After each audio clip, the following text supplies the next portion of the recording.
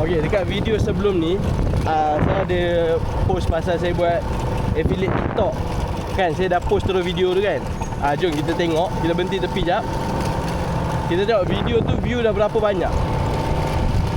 Jom saya tunjuk Sekarang ni banyak video AI macam ni lah kau. Baru 41 minit, view dah 72.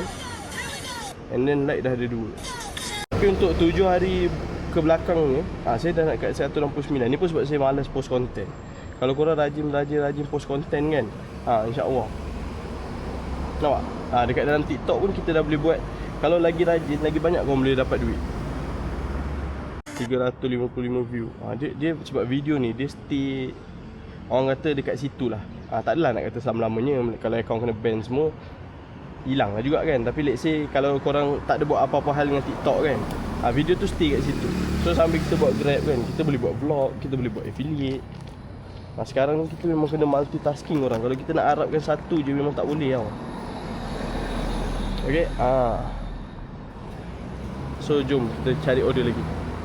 Korang sorry doh kalau saya punya bunyi motor saya ni bising sangat. Saya tengah kumpul modal ni. Saya tengah kumpul modal untuk nak beli motor baru. Tak adalah motor baru, mungkin motor second hand. Nak beli macam skuter. Kan? Saya tengok NMAX macam layan juga kan. Kalau NVX sakit pinggang. Saya dah pernah naik NVX sakit pinggang ke ada tak siapa-siapa kan korang yang buat Grab pakai NVX ataupun NMAX? Boleh tak bagi tahu mana yang lagi selesa? Okey, nanti korang boleh drop komen dekat bawah. Motor apa yang sedap buat Grab? Saya rasa skuter lah kot, sebab senang lah, tak ada gear.